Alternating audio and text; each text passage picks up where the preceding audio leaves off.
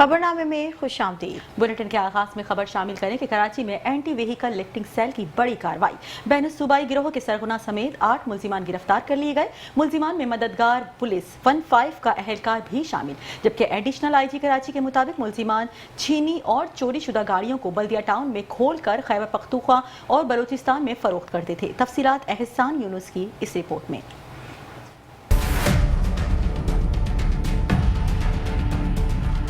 कराची में गाड़ियों की चोरी और स्मगलिंग करने वाला बैनुल-सूबाई गिरोह कानून की गिरफ्त में आ गया। गिरोह के सरगना समेत 8 खतरनाक मुल्जिमान गिरफ्तार कर लिए गए।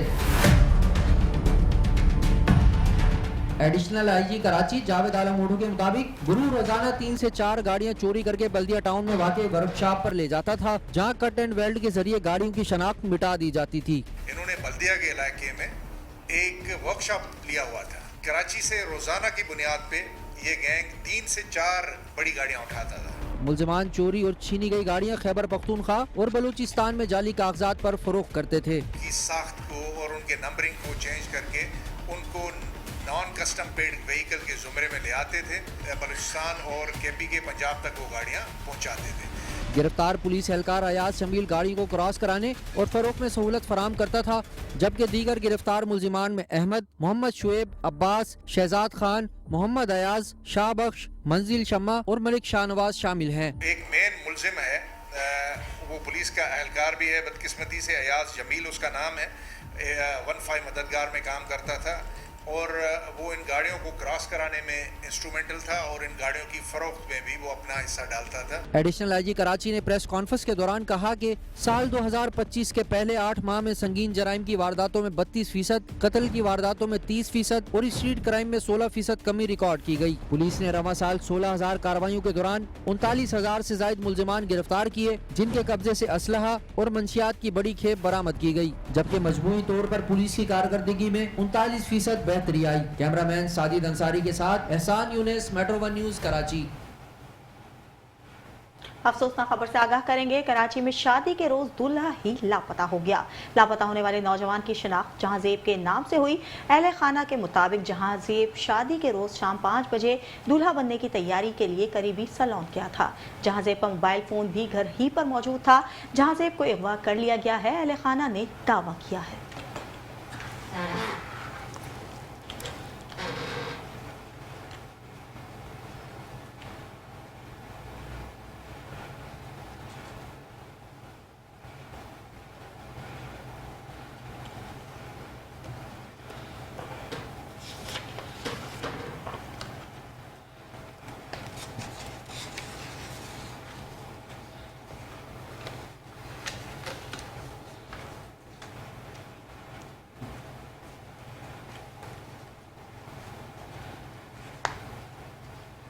और अब बुलेटिन में खबर शामिल करें कि वली का अस्पताल के करीब ट्रैफिक हादसे में बच्चे के जाँ बहक होने के वाक़े के हवाले से आपको बताते चलें कि बच्चे के जाँ बहक होने पर माँ बाप की जख्मी होने का भी वाक़या पेश आया है, जबकि वाक़े का मुकदमा मुतवफ़ी बच्चे के वालिद की मुद्दत में साइट एरिया थाने में दर्ज कर लिया गया है। मुकदमा गफलत व लापरवाही की दफ़ात के तहत दर्ज किया गया, जबकि मुद्दई वालिद के मुताबिक अहलिया और 5 साला बेटे अजलान को मोटरसाइकिल पर लेकर घर जा रहे थे। वली का अस्पताल के करीब वाटर टैंकर की टक्कर से मोटरसाइकिल गिर गई, जबकि अजलान वाटर टैंकर के टायरों के नीचे आकर मौके पर ही दम तोड़ गया। मुलजिम को गिरफ्तार करके मुझे इंसाफ फराहम किया जाए, ये कहना है वालिद का। आपको एक बार फिर बताते चलें कि वली का अस्पताल के करीब ट्रैफिक हादसे में बच्चे के जाँ बहक होने के वाक़े में माँ बाप के जख्मी होने की भी इत्तलात मौसूल हुई हैं, दर्ज किया गया है, जबकि मुद्दई वालिद के मुताबिक अहलिया और 5 साला बेटे अजलान को मोटरसाइकिल पर लेकर घर जा रहा था। वली का अस्पताल के करीब वाटर टैंकर की टक्कर से मोटरसाइकिल गिर गई, जबकि अजलान वाटर टैंकर के टायरों के नीचे आके मौके पर ही दम तोड़ गया। मुलजिम को गिरफ्तार करके मुझे इंसाफ फराहम किया जाए, ये कहना है वालिदैन का।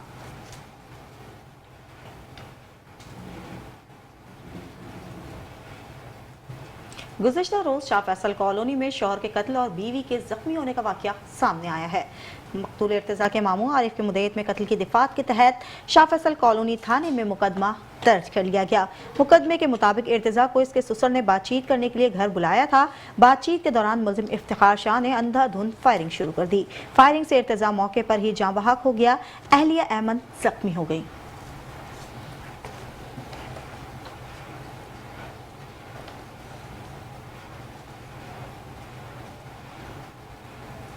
और अब बुलेटिन में बात कर लेते हैं कि पुलिस की जानिब से गुटखा और मेवे के खिलाफ इस तरह का क्रैकडाउन का सिलसिला जारी हुआ है। और इस वक्त भी आपको बताते चलें कि गडाफ सिटी पुलिस की जानिब से बड़ी कार्रवाई अमल में आई है और एक मुलजिम को गिरफ्तार कर लिया गया है। सिंध पुलिस का मुनशियात और गुटखे मावे के खिलाफ क्रैकडाउन का सिलसिला बदस्तूर जारी है, जबकि गडाफ सिटी पुलिस की जानिब से भी कार्रवाई की गई है। एक मुलजिम को गिरफ्तार कर लिया गया है, जबकि उसके कब्जे से छालिया और गाड़ी बरामद कर ली गई है। मुलजिम की शनाख्त जुनैद के नाम से हुई है।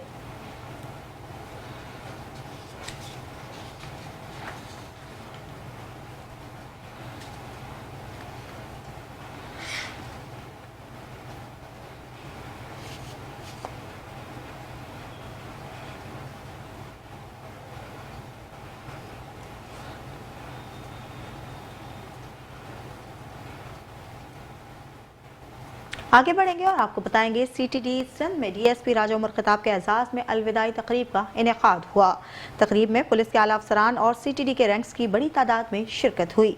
एडिशनल आईजी आज़ाद खान ने राजा उमर खिताब की खिदमात को ज़बरदस्त खिराजे तहसीन पेश किया। कहा, दहशतगर्दी के खिलाफ जंग में राजा उमर खिताब का किरदार हमेशा याद रखा जाएगा। DIG गुलाम जफर ने कहा है कि इनकी काविशें महकमा पुलिस के लिए मुशल राह हैं। तकरीब में राजा उमर खिताब को यादगारी शील्ड और तोहफे भी पेश किए गए।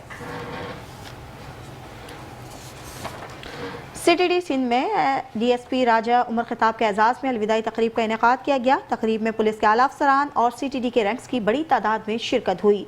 एडिशनल आईजी आज़ाद खान ने राजा उमर खिताब की खिदमात को ज़बरदस्त खिराज तहसीन पेश किया। कहा, दहशतगर्दी के खिलाफ जंग में राजा उमर खिताब का किरदार हमेशा याद रखा जाएगा। DIG गुलाम जफर ने कहा है कि इनकी काविशें महकमा पुलिस के लिए मशल राह हैं। तकरीब में राजा उमर खिताब को यादगारी शील्ड और तोहफे भी पेश किए गए।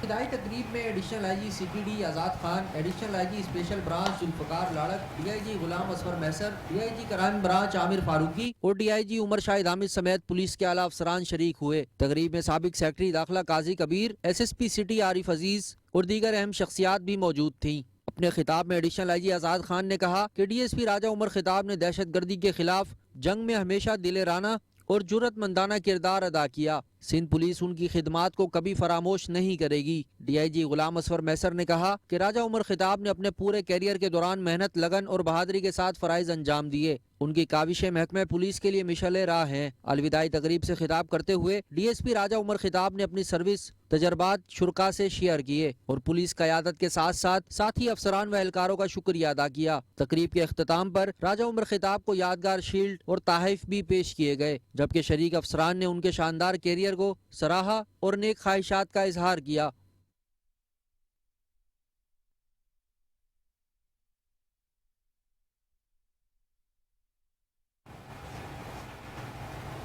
और यहाँ पे आपको अहम खबर दे रहे हैं शहर कायद के हवाले से।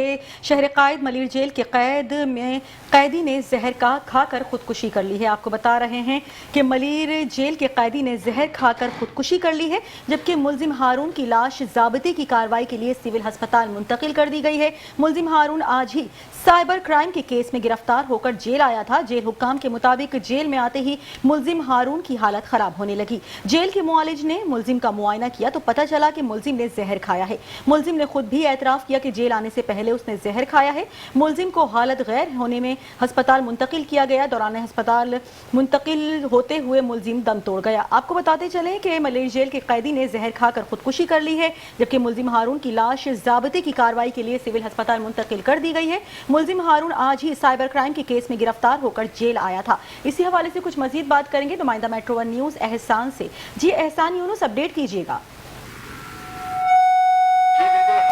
ये मुलजिम है जो कि खातून को हिरासती के इल्ज़ाम में जो है वो FIA में मुकदमा इसके खिलाफ दर्ज किया गया था और आज ही मलिर जेल इस मुलजिम को लाया गया था और मलिर जेल के इस कैदी ने जहर खाकर जो है वो खुदकुशी कर ली है, जिसकी लाश को ज़ाब्ते की कार्रवाई के लिए कराची के सिविल अस्पताल मुंतकिल कर दिया गया है। इब्तदाई तौर पर जो हमारी जेल हुकाम से बात हुई है तो उनका ये बताना है कि मुलजिम हारून आज ही साइबर क्राइम के केस में गिरफ्तार होकर जेल आया था और जेल में आते ही मुलजिम हारून की हालत खराब होने लगी थी कि इसी दौरान जेल के मुआलिज ने मुलजिम का मुआयना किया तो पता चला कि मुलजिम जहर खाकर जो है वो जेल आया था। मुलजिम ने खुद भी इस बात का एतराफ़ किया कि आने से पहले उसने जो है वो जहर खाया था और मुलजिम की हालत खराब होने पर जब जेल हुकाम की जानिब से इसे अस्पताल मुंतकिल किया जाने लगा तो इसी दौरान जो है वो जख्मों की ना लाते हुए ये मुलजिम जो है वो हलाक हो गया था। जेल हुकाम का ये कहना है कि इस हवाले से भी तहकीकात की जा रही है कि आया कि मुलजिम ने कब जो है वो जहर खाया था और उसके बाद जो है वो मजीद इस पर लेकिन तहकीकात एहसान शुरू की यूनुस, ये बताइएगा कि मुलजिम तो पुलिस की कस्टडी में था, तो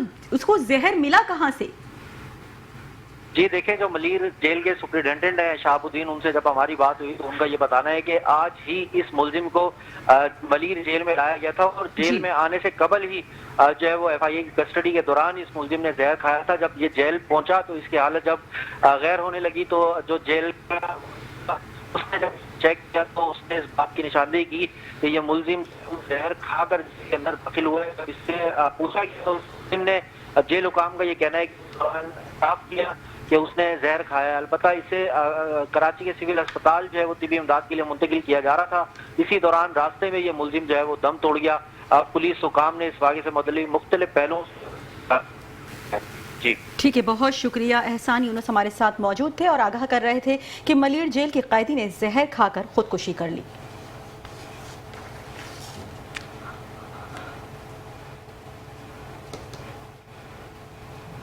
दीगर खबरें भी न्यूज़ बुलेटिन का हिस्सा बनाएंगे, लेकिन इस ब्रेक के बाद हमारे साथ रहिएगा। Welcome back. खबरों का सिलसिला जारी रखेंगे और आपको बताएंगे वफाकी वज़ीर तालीम खालिद मकबूल सिद्दीकी ने कराची में 100 गैर रस्मी स्कूलों का इफ्तिताह कर दिया।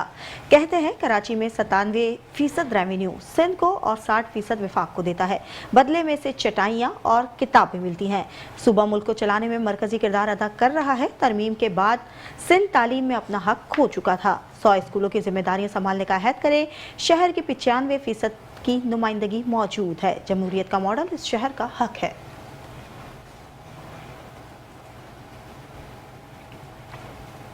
और अब बुलेटिन में बात कर लेते हैं सूबाई वजीर इत्तलात शर्जील इनाम मेमन के हवाले से। आपको बताएं कि सूबाई वजीर इत्तलात शर्जील इनाम मेमन कहते हैं कि बिलावल भुट्टो का मौक़िफ़ अवाम दोस्ती और दूर अंदेशी की रोशन मिसाल है। बिलावल भुट्टो के मुतालबे पर माहौलियाती और ज़राई इमरजेंसी का खैर मकदम करते हैं। वफाकी हुकूमत का BISP के तहत रिलीफ पैकेज का ऐलान न करना अफसोसनाक है, जबकि वजीर आज़म ने रिलीफ पैकेज के लिए बिलावल भुट्टो को ज़ाती यकीन दहानी भी कराई थी। आपको बताते चलें कि शर्जील इनाम मेमन की जानिब से कहा जा रहा है कि बिलावल भुट्टो का मौक़िफ़ अवाम दोस्ती और दूरअंदेशी की रोशन मिसाल है, जबकि बिलावल भुट्टो के मुतालबे पर माहौलियाती और ज़राई इमरजेंसी का खैर मकदम करते हैं। वफाकी हुकूमत का BISP के तहत रिलीफ पैकेज का ऐलान न करना अफसोसनाक है, जबकि वज़ीर आज़म ने रिलीफ पैकेज के लिए बिलावल भुट्टो को ज़ाती यकीन दहानी भी कराई थी।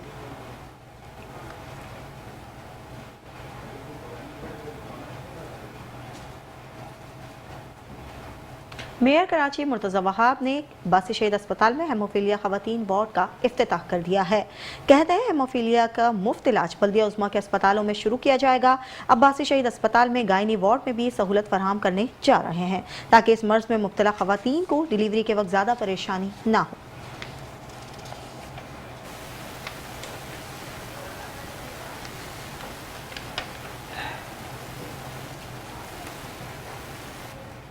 एक बार फिर बात कर लेते हैं मेयर कराची मुर्तज़ा वहाब के हवाले से। आपको बताते चलें कि मेयर कराची मुर्तज़ा वहाब ने अदालतों से मामलात में दखल न देने की दरख्वास्त कर दी है, जबकि उनका कहना है कि बाज़ शरारती लोग मामलात ख़राब करते हैं। अदालतों से दरख्वास्त करूंगा कि मामलात में दखल नहीं देना चाहिए। अपोजिशन को जवाब दे सकता हूँ, मैं जवाब नहीं देना चाहता था लेकिन अब ज़रूर दूंगा। ये हल्फिया झूठ बोलते हैं। जबकि न्यू कराची में 7000 रोड के नाले पर 1200 दुकानें और तामीरात मौजूद हैं। तोड़ने का फैसला करते हैं तो MQM के लोग प्रेस कॉन्फ्रेंस करने लग जाते हैं।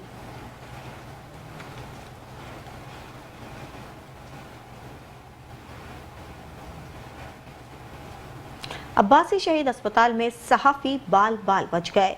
लिफ्ट तीसरी मंजिल से पहली मंजिल पर आकर गिर गई। लिफ्ट अटकने की वजह से सहाफ़ी महफूज रहे। कुछ लम्हे कबल मेयर कराची मुर्तज़ा वहाब भी इसी लिफ्ट से रवाना हुए थे। आपको बताते चले अब्बासी शहीद अस्पताल में सहाफ़ी बाल बाल बच गए। लिफ्ट तीसरी मंजिल से पहली मंजिल पर आकर गिरी। लिफ्ट अटकने की वजह से सहाफ़ी महफूज रहे। कुछ लम्हे कबल मेयर कराची मुर्तज़ा वहाब भी इसी लिफ्ट से रवाना हुए थे।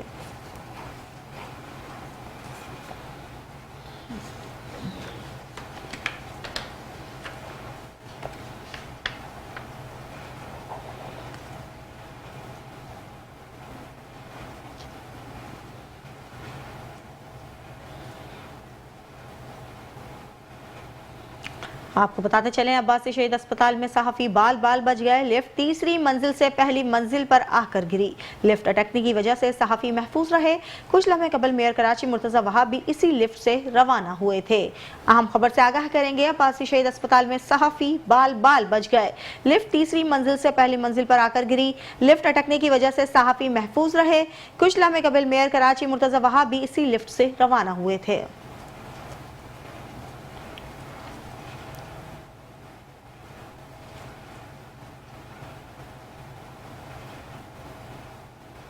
और अब बुलेटिन में खबर शामिल करें कि हुकूमत सिंध की जानिब से तालीमी इदारों के लिए बड़ा और अच्छा फैसला सामने आ चुका है। आपको बताएं कि हुकूमत सिंध ने तालीमी इदारों में तंबाकू नोशी पर पाबंदी मुकम्मल तौर पर आयद कर दी है, जबकि सिगरेट, वैप, हैंड टोबैको पर प्रोडक्ट्स और निकोटीन पाउची समेत तमाम तर तंबाकू और निकोटीन मसनूआत पर मुकम्मल तौर पर पाबंदी आयद कर दी गई है। पाबंदी सिंध के तमाम सरकारी और निजी तालीमी इदारों में फौरी तौर पर लागू होगी। सिगरेट, वैप, हैंड टोबैको प्रोडक्ट्स और निकोटीन पाउची समेत तमाम तंबाकू और निकोटीन मसनूआत पर मुकम्मल तौर पर पाबंदी है। हुकूमत सिंध ने तालीमी इदारों में तंबाकू नोशी पर पाबंदी आयद कर दी है, जबकि पाबंदी सिंध के तमाम सरकारी और निजी तालीमी इदारों में फौरी तौर पर लागू होगी।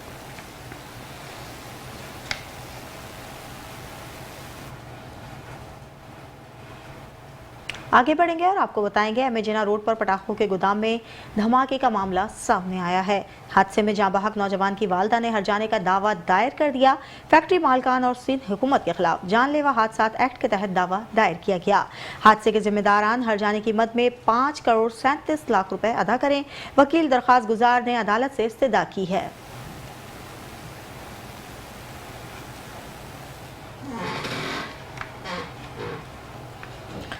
एमेजिना रोड पर पटाखों के गोदाम में धमाके का मामला सामने आया है। हादसे में जाँ बहक नौजवान की वालदा ने हर्जाने का दावा दायर कर दिया।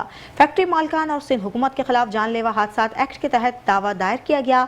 हादसे के जिम्मेदारान हर्जाने की मद में 5 करोड़ 37 लाख रुपए अदा करें। वकील दरख्वास्त गुजार की अदालत से इस्तदा।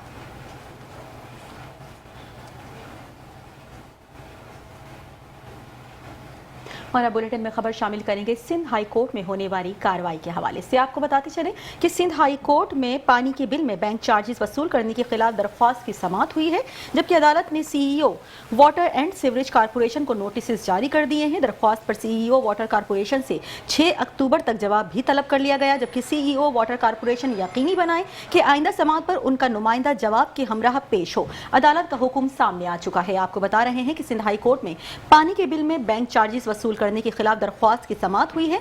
अदालत ने CEO water and sewerage corporation को नोटिस जारी कर दिया, जबकि दरख्वास्त पर सीईओ वाटर कारपोरेशन से 6 अक्टूबर तक जवाब तलब कर लिया गया, जबकि सीईओ वाटर कारपोरेशन यकीनी बनाए कि आइंदा समाअत पर उनका नुमाइंदा जवाब के हमराह पेश होगा। अदालत का हुक्म सामने आ चुका है।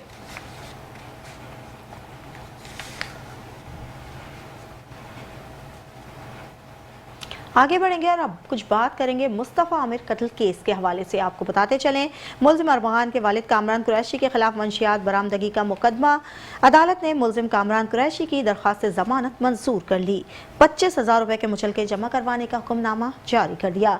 आपको बताते चलें, मुल्जिम अरबहान के वालिद कामरान कुरैशी के खिलाफ मंशियात बरामदगी का मुकदमा है। अदालत ने मुल्जिम कामरान कुरैशी की दरख्वास्त जमानत मंजूर कर ली।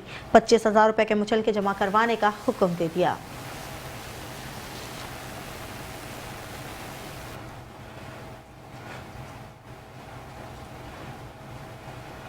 और अब बुलेटिन में खबर शामिल करेंगे कौमी इदारा बराए अमराज कल्ब में एहतजाज के हवाले से। आपको बताते चलें कि कौमी इदारा बराए अमराज कल्ब में नर्सिंग अमले का आज भी एहतजाज जारी रखने का ऐलान सामने आ चुका है। खिलाफ ज़ाब्ता आउट ऑफ टर्न प्रोमोशन को मनसूख किया जाए, नर्सिंग स्टाफ का मुतालिबा सामने आ चुका है।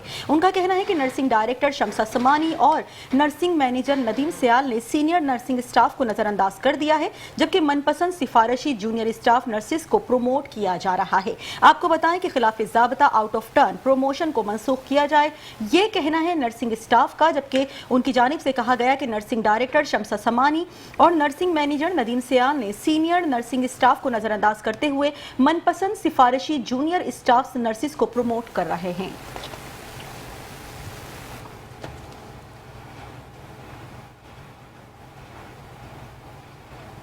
बुलेटिन में खबरों का सिलसिला जारी है, लेकिन यहाँ वक्त हुआ है एक शॉर्ट ब्रेक का। हमारे साथ रहिए।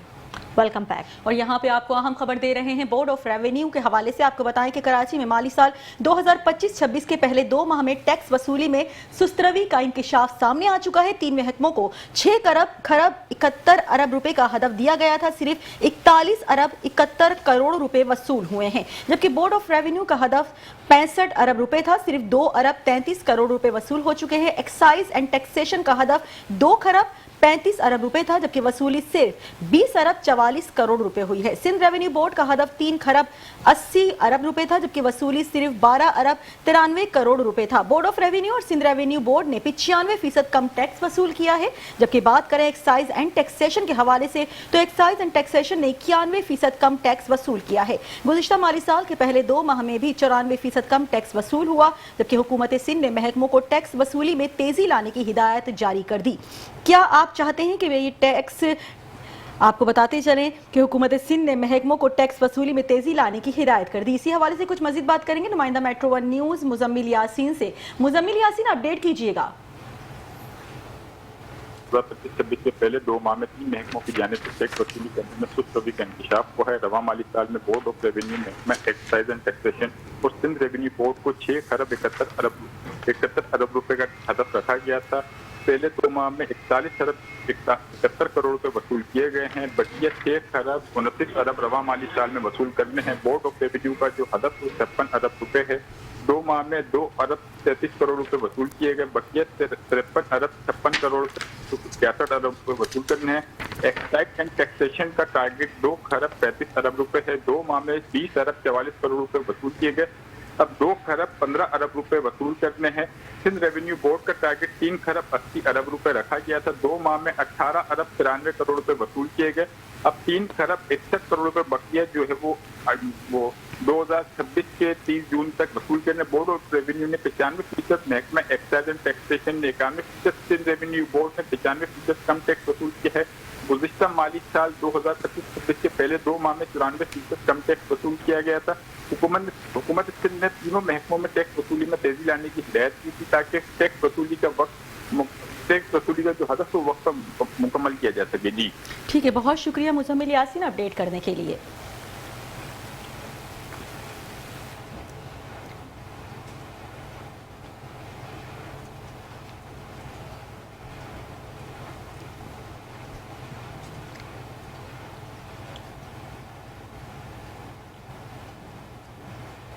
क्रिकेट का वो लम्हा एक बार फिर आ गया जिसका हर पाकिस्तानी शिद्दत से मुंतजिर था, और इस बार फिजा पहले से कहीं ज्यादा गर्म दिखाई देती है। मुआरका हक के बाद पाकिस्तान और भारत एक बार फिर आमने सामने हैं, मगर ये सिर्फ बल्ला और गेंद का खेल नहीं बल्कि दिलों के जज्बात का इम्तिहान भी है।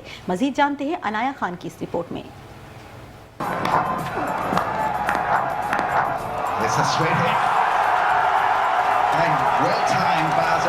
पाकिस्तान और भारत का मैच क्रिकेट से बढ़कर एक जज्बा है, एक जुनून है।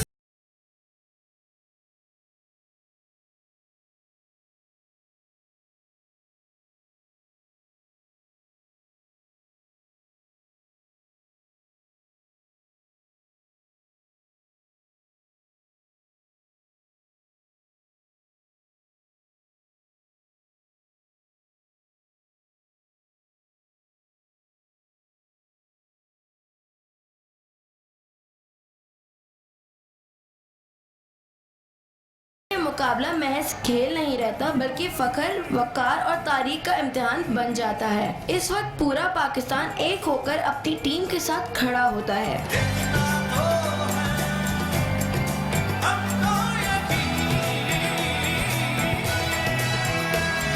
चेहरे पर सब्ज हलाली परचम बनाए नजर आता है तो कोई हाथों में झंडे उठाए झूम रहा होता है। मुख्तलिफ मकामात पर स्क्रीन्स भी लगाई जाती हैं ताकि इकट्ठे होकर इन लम्हों को मजीद यादगार बनाया जा सके।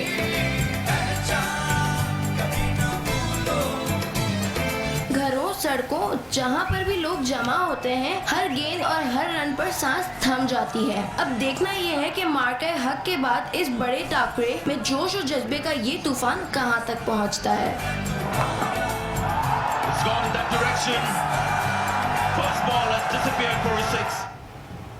एशिया कप की तारीख जितनी पुरानी है, पाक भारत मार्कों की गूंज उतनी ही शिद्दत से सुनाई देती है। ये मुकाबले हमेशा एक खेल से बढ़कर रहे हैं और अब तक दोनों टीमें कितनी बार आमने सामने आई और पाकिस्तान ने फातेह हासिल की, जानते हैं आरम फारूकी की इस रिपोर्ट में।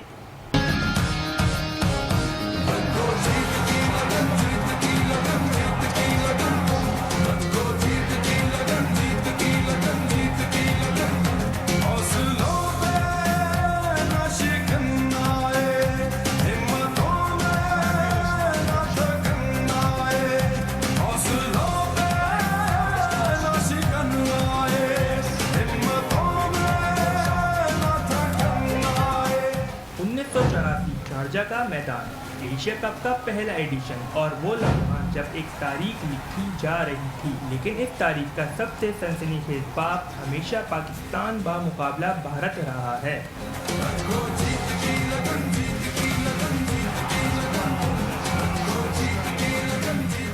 दो 2004 कोलंबो का वो यादगार मैच हो या फिर 2014 ढाका का वो मार्का जब शाहिद आफरीदी ने भारतीय बॉलिंग लाइन को घुटने टेकने पर मजबूर कर दिया था। अब तक एशिया कप में दोनों टीमें 19 बार आमने सामने आई हैं। कभी भारत आते रहा तो कभी शाहीनों की परवाज़ ने दुश्मन के गुरु को तोड़ डाला। भारत ने 10 बार मैदान मारा, पाकिस्तान ने 6 फतवाहत के साथ अपनी पहचान बनाई, जबकि 3 मुकाबले बेनतीजा रहे। पाक भारत मुकाबला सिर्फ बैट और बॉल की जंग नहीं, ये करोड़ों दिलों की धड़कन है। जब ये दोनों टीमें मैदान में उतरती हैं तो सरहद के दोनों तरफ वक्त रुक जाता है, सांसें थम जाती हैं और दुनिया देखती है क्रिकेट की सबसे बड़ी जंग। आरम फारूकी, मेट्रो 1 न्यूज़, कराची।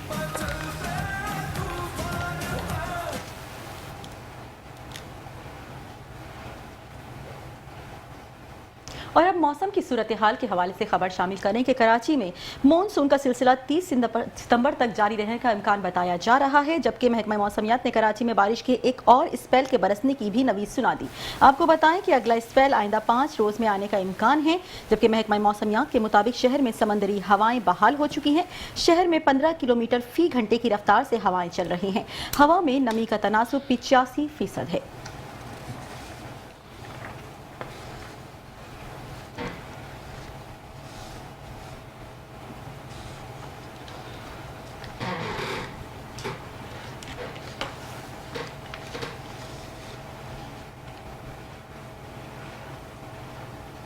कराची में होने वाली हालिया बारिशों ने जहां शहर की सड़कों और गलियों को मुतासर किया है, वहीं कब्रिस्तानों में भी कब्रों को बहाली किया।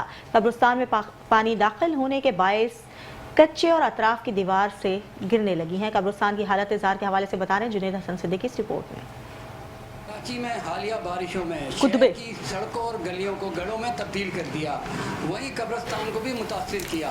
आए जानते हैं आवाम से। कराची में मुसलसल 3 रोज से जारी बारिशों के बायस कब्रिस्तानों में बारिश का पानी जमा हो गया। बारिश का पानी कब्रों में दाखिल हो गया।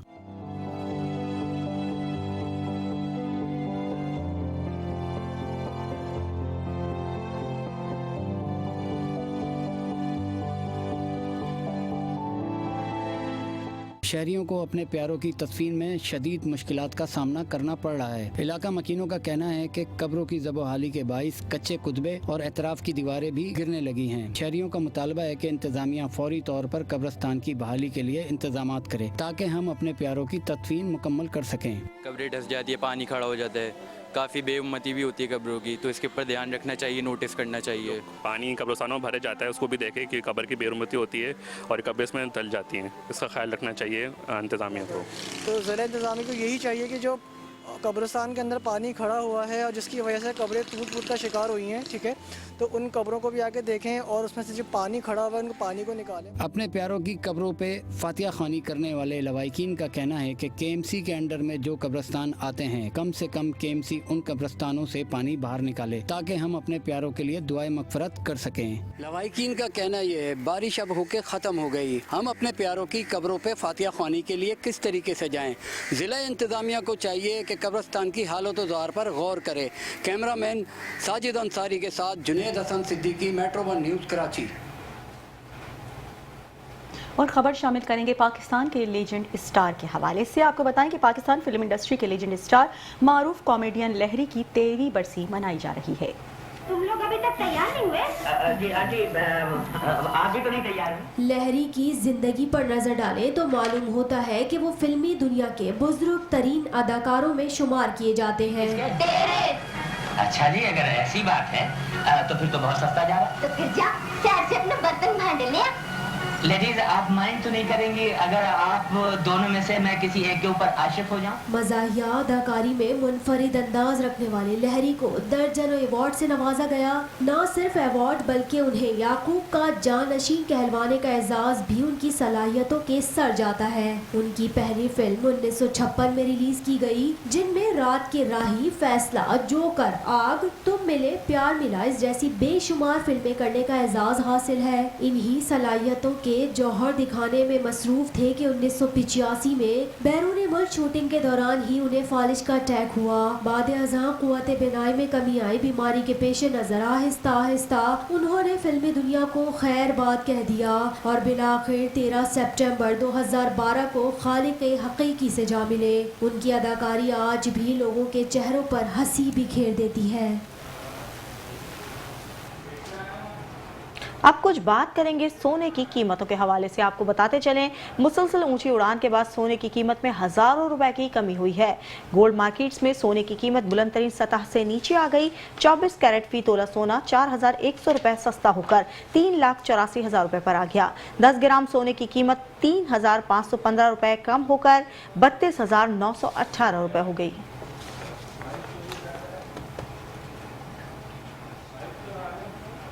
बुलेटिन आपने मुलाहिजा किया और इसी के साथ ही न्यूज़ स्टूडियो से फिल वक्त इतना ही। देखते रहिए मेट्रो 1 न्यूज़।